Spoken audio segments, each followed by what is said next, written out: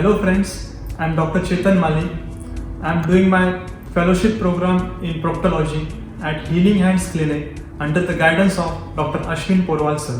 Today I am going to demonstrate the gross anatomy of rectum and anal canal.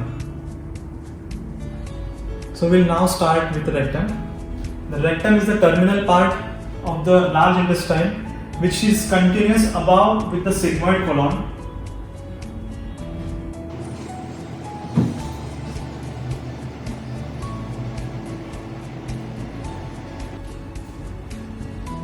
And below with the anal canal. This is the rectosigmoid junction which lies about 15 cm from the anus, that is the anal orifice. The rectosigmoid junction lies at the level of third sacral vertebra. So now we look at the passage of the rectum. Initially, the proximal part of the rectum, the upper part, is directed downwards and backwards, and distally it comes downwards and forward. Okay. Now we look at the curvatures of the rectum. So there are basically 5 curvatures of the rectum.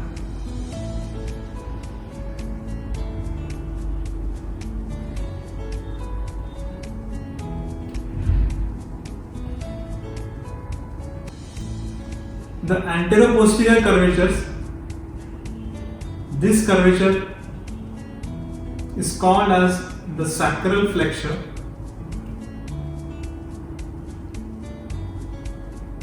which follows the sacral brim, and this curvature is caused by the pull of the puborectalis muscle, and it is called as the perineal flexion.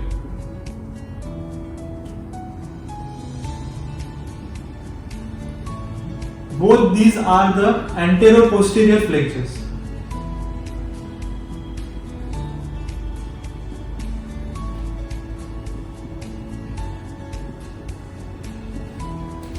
Rectum has 3 lateral flexures or curvatures.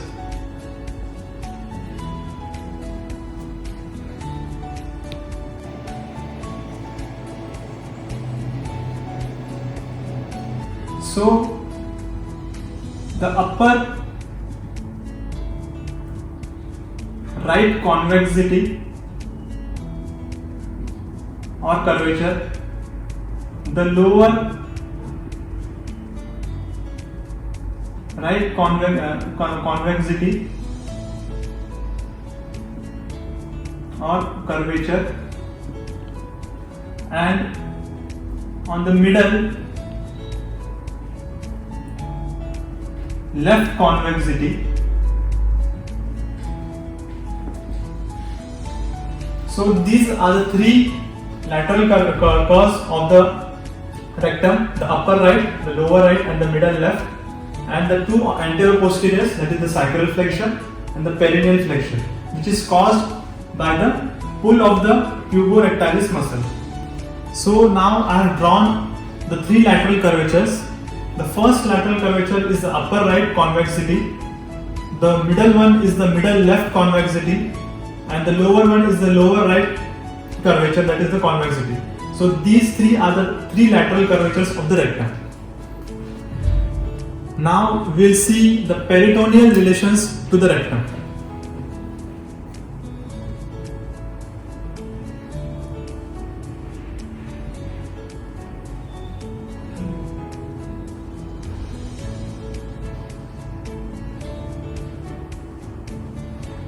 So I have drawn the rectum over here.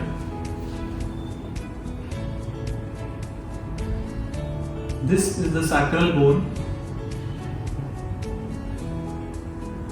This is the coccyx. This is the anococcygeal ligament.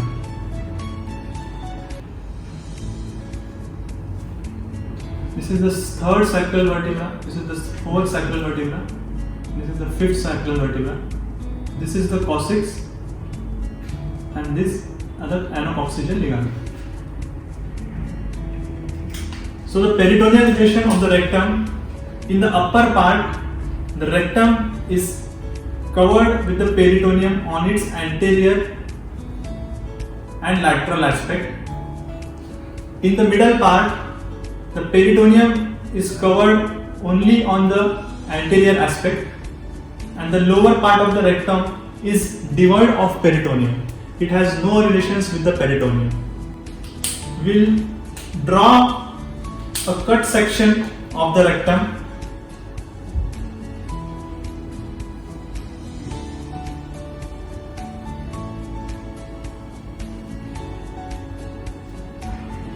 So this is the upper 1/3 of rectum. This is the middle 1/3 of rectum, and this is the lower 1/3 of rectum. So the peritoneal relation will be the upper part is covered laterally and anterior of the rectum.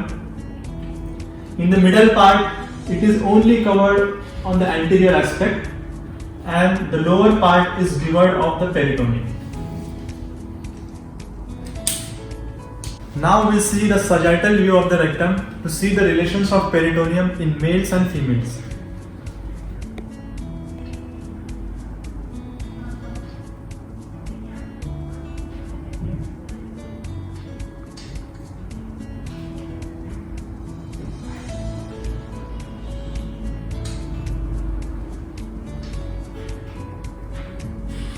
I have drawn the rectum. This is the three sacral vertebrae. This is the coccyx. This is the anococcygeal ligament.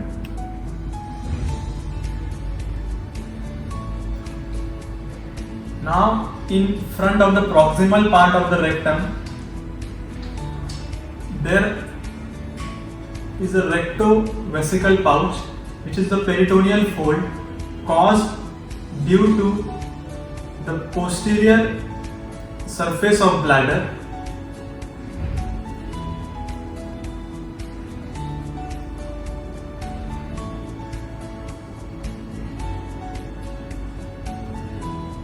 This peritoneal fold is called the rectovesical pouch, and it lies about 7.5 centimeter from the anus, the rectovesical pouch. Now, in females, the relation of peritoneum anterior to rectum lies the rectouterine pouch, which is caused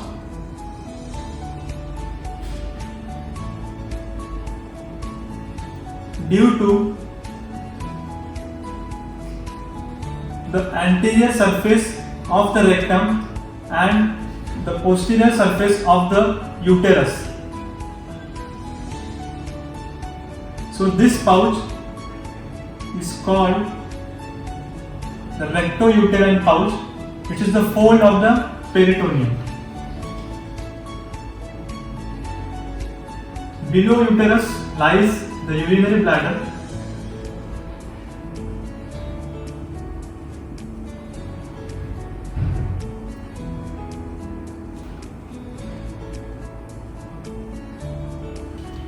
Now in females, in sagittal view, the relation of peritoneum with rectum is anterior to rectum and posterior to the uterus lies the rectouterine pouch, which is about 5.5 centimeter away from the anus.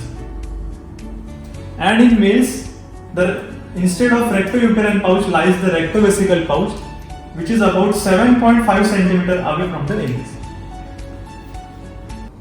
Now we'll see the rectal folds, which are also called as the transverse folds.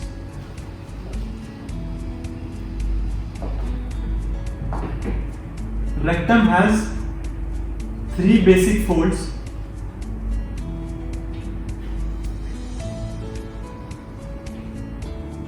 These transverse folds are also called as the semilunar folds, or also called as the walls of Houston.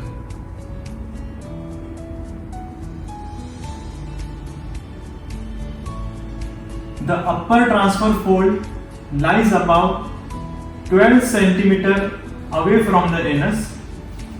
The middle transfer fold lies about 10 cm away from the anus, and the lower transfer fold lies about 7 cm above the anus.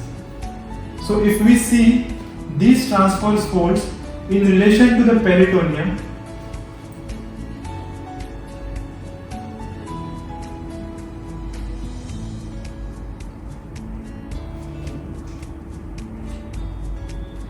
the peritoneum, which covers the proximal part, is anterolateral and the middle part is on the anterior aspect. So this 12 cm lies at the region of this proximal part where the peritoneum is covered anteroposteriorly. This transfer fold, which lies about 10 cm away from the anus, lies at the only anterior aspect of the middle part of the rectum, which is the peritoneum is attached on anterior aspect, and the lower part, the 7 cm, it lies just 1 inch below the second transverse fold. The main function of these transfer folds is to keep the rectal contents in its place. The peritoneum is attached loosely to the muscle coat of rectum so as to allow its considerable expansion. The lower part of the rectum, which is the dilated part, is called as the rectal ampulla, and it stores the fecal matter and also allows the considerable expansion till its complete expulsion of the fecal matter. The three main characteristics of the large intestine, that is the appendices epicoli, the tinea coli and saculations, are absent in the rectum. So we'll draw a diagram of the rectum.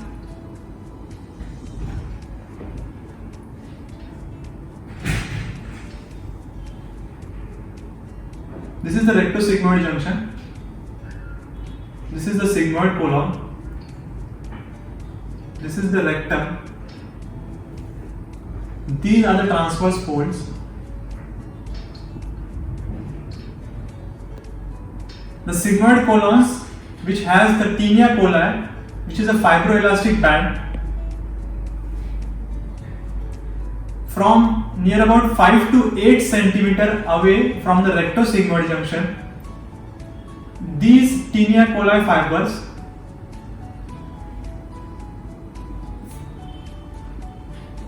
blends together to form the longitudinal muscle of the rectum.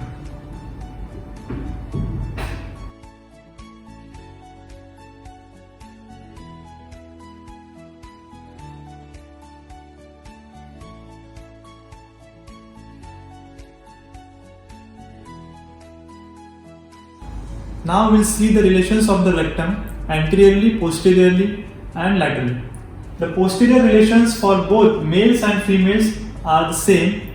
Posteriorly lies the three sacral vertebrae, S3, S4, S5, the coccyx. Also lies the median sacral vessels over here. The superior rectal arteries coming above from the inferior mesenteric artery, which come downwards and go behind posteriorly. The three muscles, piriformis, coccygeus and levator ani fibers, and the anterior rami of the nerves from the sacral, fourth sacral and the fifth sacral and coccygeal nerves. Now the anterior relations regarding rectum. Anteriorly to the rectum in males lies the bladder, then the prostate and the seminal vesicle, and above lies the rectovesical pouch. In females, anteriorly lies the rectouterine pouch, the uterus, the upper part of vagina along with some lower part of vagina. The lateral relations to the rectum consist of the pararectal fossa of the peritoneum on both the lateral sides, right lateral and left lateral, along with some fibers of levator ani on both the sides laterally, and the superior rectal vessels.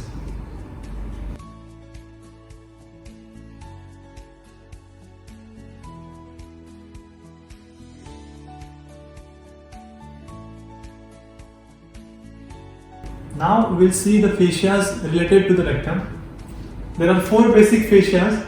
First is the rectal proprial fascia, which lies just behind the posterior aspect of rectum. It is the visceral pelvic fascia which invests rectum. So the importance of this fascia is any growth or lesion associated with this fascia is very easy for the excision and has very less chances to cause local metastasis. The second fascia which lies is the Walder's fascia, which is posteriorly to the rectum above the coccyx. So it starts above the coccyx and reaches up to the presacral fascia. Presacral fascia lies in front of the sacrum, which gets joined with the Walder's fascia. So this is the Walder's fascia, which is posteriorly to the rectum. So it is very important to dissect this fascia to reach into the retrorectal space, and by reaching retrorectal space there are chances of injury to the median sacral vessels and may cause torrential hemorrhage. The third fascia is the lateral ligaments, which is also called as the rectal stalks, which are on both the lateral aspects, in which the median rectal artery passes through these lateral ligaments, and it is formed by the condensation of the parietal pelvic fascia. The fourth fascia is known as the Denonville's fascia, which is anteriorly situated to the rectum, passes downwards, and it is the condensation of the visceral pelvic fascia. The relation of this Denonville's fascia in males, it is opposite to the prostate and the seminal vesicles, and in females it is related with the uterus.